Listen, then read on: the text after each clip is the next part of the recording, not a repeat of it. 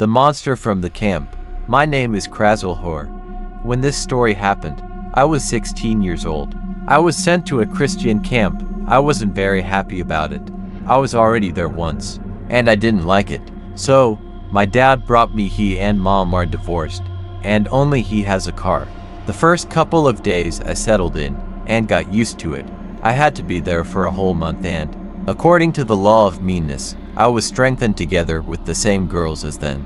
Almost 8 years ago, I immediately recognized one of them. I won't fill in the name now, but I filled out this scoundrel well, who framed me then, and publicly hit me. At that time I still could not stand up for myself. I was sitting at the exit to the forest and drawing my nonsense. I was sketching and didn't even notice how I stopped hearing. Absolutely all sounds disappeared. The cries of children, the singing of birds, absolutely everything was quiet. Just when I thought to go check why it became so quiet, I heard heavy breathing behind my back. Heavy, hoarse, not human breathing. For a couple of seconds I just sat there like a statue. I was brought out of my stupor by a counselor who called me to a sermon. Without turning around, I immediately ran to Stella, that's the counselor's name. All pale and on wobbly legs, I went to the sermon. After that, I went back to the place where I heard breathing, but as expected, there was no one there, only a fresh footprint from a bare foot, but somehow, it wasn't like that. It was not significantly bent, and not far from that footprint I found a very beautiful black pendant with a shiny pebble inside. I liked him, so I took him for myself. I was afraid to sit in that place, so I had to look for a new one. After looking at the place, I called my friend and told her about what was happening. She didn't really believe it and said that maybe someone had played you, but there were notes of doubt in her voice. And then I myself decided that it was really just a prank, and I was a fool. Until the evening I sat in my new place.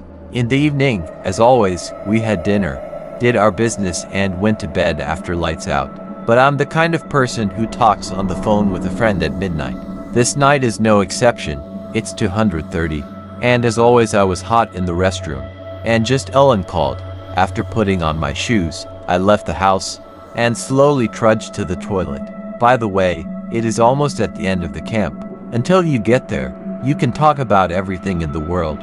When I got there, I took out a cigarette and lit it while continuing to talk. I think you won't be interested in what happened next. Having done my business, I walked towards the house with the same slow step, but I was not destined to go far.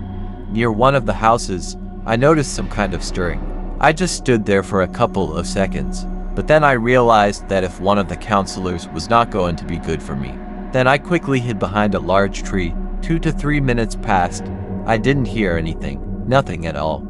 No crickets, no owls, which is strange for this place. The only thing I heard was my heartbeat, but that's not possible. How? Not a single sound. If there is a counselor, or someone else, then it would be possible to hear him walking, or some other sounds. And only now I realized that it was the dead of night on the street. How I could see something there was probably my glitches slipped through my head. And just when I thought to come out from behind the tree, I heard a crunch, the crunch of bones. Holding my breath, I began to listen to the silence that hurt my ears. After standing a little longer, I didn't hear anything else, and yet I decided to look out. And there was no one there. Looking around, I quickly ran to my house. The next day I was already telling Ellen everything about what happened at night. She didn't really believe me, or just didn't want to believe me. What if someone stepped on a branch? Well, yes, the crunch of bones and the crunch of a branch are so similar. They are exactly the same. You all know the sounds when the cartilage on the fingers crunch, so those sounds were very similar, only louder. After a little silence into the phone, a friend advised me to go from there as soon as possible. I would love to, but my mom was categorically against picking me up from there. And Dad went on a business trip. He couldn't pick me up. After that incident, I stopped sneaking around at night, to one case. It was 2 days before departure. It was evening. I and the same girl had a big fight, and almost got into a fight. At the very last moment Stella separated us. Full of anger, I slammed the door and went to the bathroom, after sitting outside for a while. A counselor came up to me, and we went to the house. Since Stella was good, she allowed me to sleep in her room. So, At 330, Ellen called me, as always. Forgetting about the recent history, I went to the toilet. After talking a little more, I knocked out. I decided to stand by the toilet for a while longer. I took a cigarette out of my pocket and sat down at the entrance, inhaling the bitter smoke from tobacco, I involuntarily thought, and did not notice how I stopped hearing the surrounding sounds. As if everything had died out that day, only a huge silence. Fear gradually began to roll over me. Then I just made the dumbest concessions in my life. Instead of running into the house, I hid in one of the booths. Nothing happened for a couple of minutes, so I decided to look out. At first, I just peered into the darkness, and when my eyes got used to it, I saw him. Something tall, skinny, blacker than the darkness itself, staggering it slowly. Breaking it wandered in my direction. At that moment, my entire short life flashed before my eyes. I couldn't move from fear. I've always wondered how it is to experience paralysis from fear. At that moment, I felt it on my own skin. Tears flowed from my eyes. I was scared, terrified to the point of horror. And it was getting closer and closer. And just a couple of meters away from me, it stopped, as if I felt an outsider's gaze on me. Then the ability to walk returned to me, as quietly as possible. I crawled across the dirty floor to the farthest booth. Sitting on the dirty floor, I quietly cried. A minute later, I heard shuffling footsteps that stopped at the entrance. I froze. These couple of minutes for me flashed like an eternity.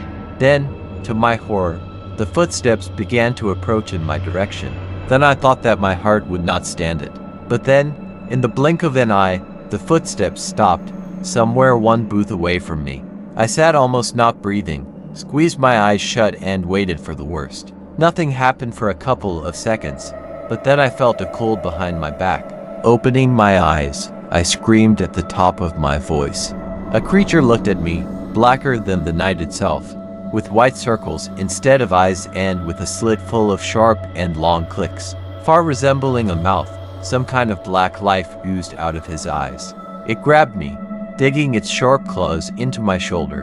Blood trickled down my body in a thin stream. I screamed even louder. When I was already saying goodbye to life, my phone rang, a sharp sound, and a bright flash of the screen. I was scared of it. It let me go and screamed in a devilish voice, as if several people, children, were screaming at once. Taking advantage of the moment, I pulled away from the house with the last of my strength, and ran into the house. I ran without looking around. I heard it running after me, running into the house. I locked the door and hid in the farthest corner of the room. I heard it walking under the windows, scratching and scratching as if trying to tell me something. Time passed. I didn't notice how I fell asleep. I woke up from the fact that Stella was shaking me. It was just getting light on the street. Then she treated my wounds and told me that I was not the first person it tried to kill. Once upon a time, a girl's bloody body was found in this camp in the same crowd. The police never found the killer. After that, the camp was closed for a while. And after the opening, another girl was killed at the same place. But this time there was a witness, a nice guy about 12 years old. He told about a dryness. But no one believed him. And then they found him dead, and a black pendant next to him. Ask how she knows so. Her mother worked as a counselor at that camp. A lot of time has passed since that moment. The scars on my shoulder still remind me of that day, but I still did not understand why it left me. Children in the dark. I remember the distant 2003 year. I lived in a village that was located a few kilometers from the capital. Not even a village. You can say an urban type village, but that's not the point. I was 12 then. My friends and I had fun as best we could, because at that time there were no such advanced technologies as now. Because everything that was possible went into business, starting with football and ending, so to speak, with the study of abandoned buildings. And there were plenty of them then, because, well, the collapse of the Union and so on. There was simply no one to build, finish what was started, or even just demolish unnecessary structures, or finances did not allow. And therefore many of them stood for a long time without benefit and meaning. Some still stand there, in proud solitude, watching their empty, dark gaps of windows, remembering the old days when humanity built grandiose plans, and life was boiling in the buildings themselves or next to them. The events that took place are connected with one of the previously mentioned abandoned buildings, or to be more precise, a 17-story building located a few hundred meters from the shore of a huge reservoir.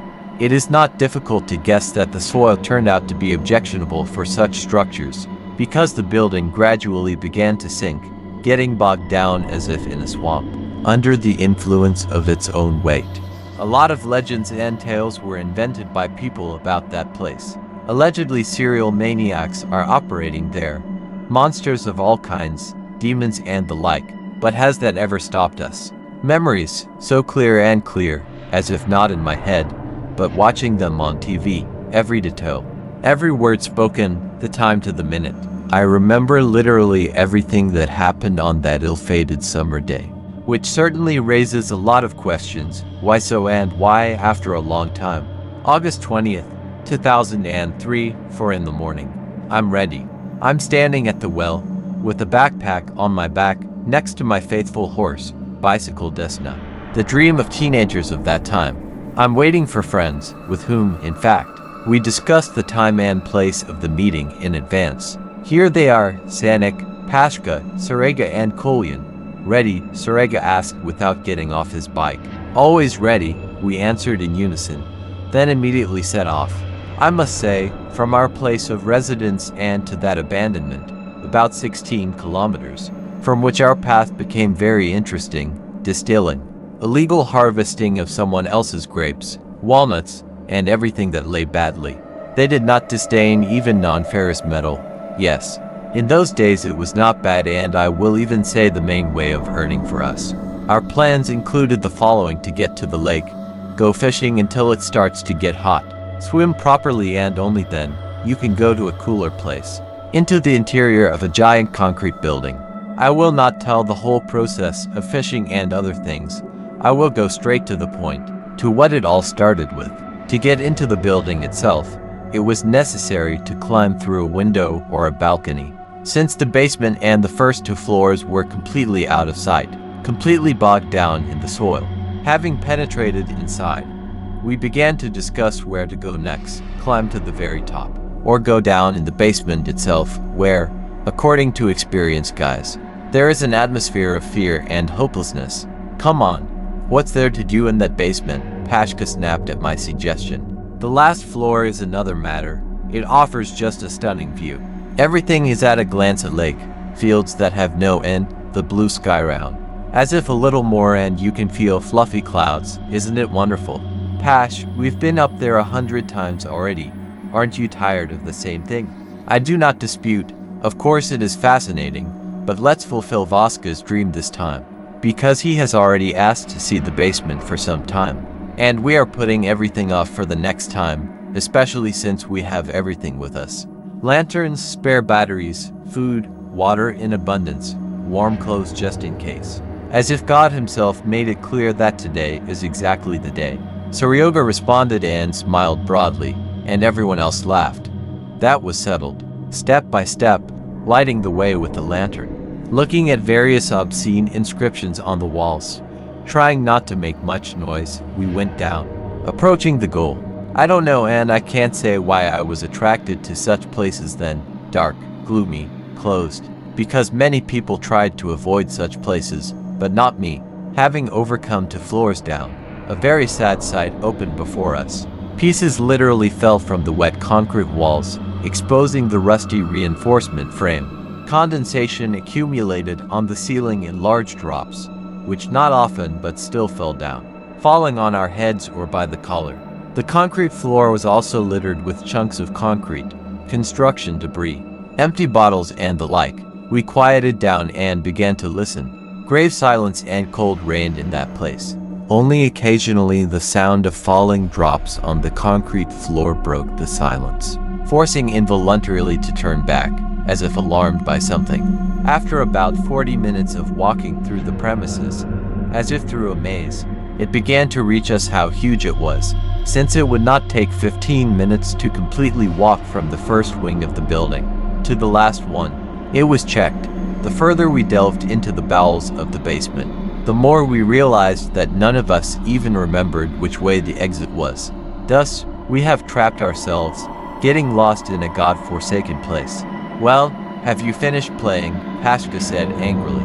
Yes, don't grumble, everything is fine. This basement can't be so big that you can't find a way out, Sarega answered, but his voice no longer felt the old confidence. It was noticeable that the guy was nervous, like everyone else. We need to go back, the exit is behind us, we came from both sides. I remember exactly. Kolyan intervened in the conversation. What do you think, Basia? Sanik asked, lighting up the corridor in front of him, cutting the thick darkness with a flashlight beam. I agree with Kolyan. For some reason it seems to me that we came from that side. I pointed the beam of the flashlight in the direction where I thought the exit was. But how wrong I was. Then let's not waste time. Let's get out of here, no more foot here. Pashka summed up, after which we moved in the direction where there should have been an exit. The Montana clock made it clear that for more than an hour, we had been wandering through dark corridors and rooms. But alas, the exit was not found. The guys were pretty nervous. Someone was on the verge of hysteria. But what happened next is not given any logical explanation. In an instant, everyone's lights went out at the same time, leaving us alone with the frightening darkness. Everyone in a panic made an attempt to replace the batteries, but it did not give any results. The lights simply refused to work. Panic began, remembering about my Nokia 3310. I frantically took it out of my pocket and lit up the space in front of me with the screen.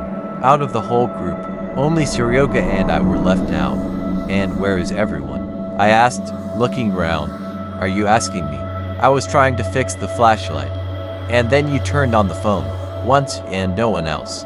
There was a scraping sound nearby, as if a sharp object was scratching the walls. Turning around, we noticed that someone's eyes were flashing red in the dark. We looked at each other and, without a word, rushed off wherever we looked, trying to stay together and not lose sight of each other. We ran for a long time, stumbling over various debris, falling, getting up and helping each other. We were definitely being chased by someone, and this someone tried in every possible way not to give himself away. Except that his heavy footsteps echoed throughout the basement. He kept the same distance, did not approach and did not lag behind. At one point, I grabbed my friend by the sleeve and pulled him into one of the rooms, after which both held their breath and began to listen. The one who was chasing us froze in place. We sat in complete silence for a while, but very soon we heard the same screeching, very close. After catching our breath a little and gaining strength, we again rushed in an unknown direction. Under the dim lighting of the phone screen, endless rooms, it is unclear for what purpose and for what purpose, long endless corridors, darkness, and steps that did not lag behind for a moment. All this drove us crazy, and it would seem that when we had already lost all hope of finding a way out, he appeared before us. It is unclear how, but we managed to reach the stairs leading to our salvation. When we started climbing the stairs, I accidentally dropped the phone from my hands, and it rolled down. I'll take it, Sarega shouted, and then began to descend back, trying to catch him. You leave him, let's run, I replied, but he just lay down the descent.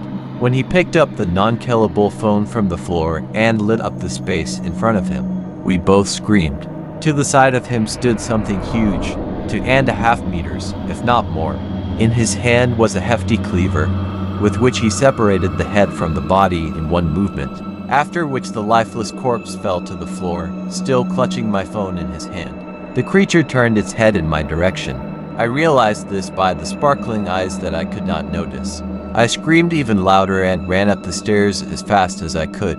When I got to the third floor, which was now considered as the first, I jumped out of the first window without hesitation, without even thinking about the cons.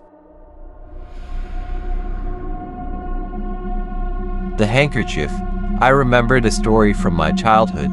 Every summer, my older sister and I came to visit my grandmother in the village. As usual, the lot of friends, constantly spending time together, running, playing. Next door to us lived a grandmother named Claudia, whom the whole village considered a sorceress. And her eye is bad, others added, the witch never talked to anyone, sometimes muttered something to herself. and we children secretly laughed at her.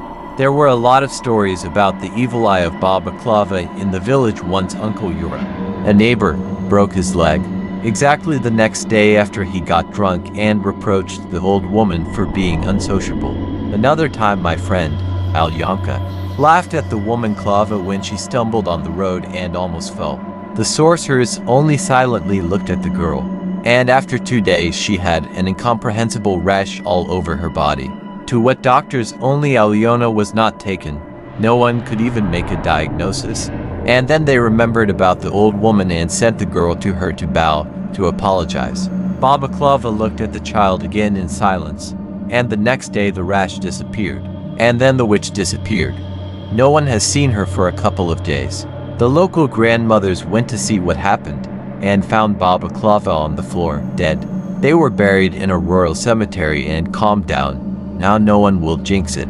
However, soon the residents began to meet her in different places of the village. Baba Clava suddenly appeared on the way, talked about some kind of handkerchief, and then disappeared into thin air. My grandmother claims to have seen her too. No one could figure out what kind of handkerchief we were talking about until one of the local grannies repented. It is customary to distribute and take away the belongings of a deceased person to everyone. But no one dared to take the witch's things, except Baba Zina. She brought all the things she had taken, among which was a battered green handkerchief, which Baba Clava always wore. The handkerchief was buried on her grave and the old woman did not bother anyone else. For at this terrible story happened to my relative. It was back in the pre-revolutionary years.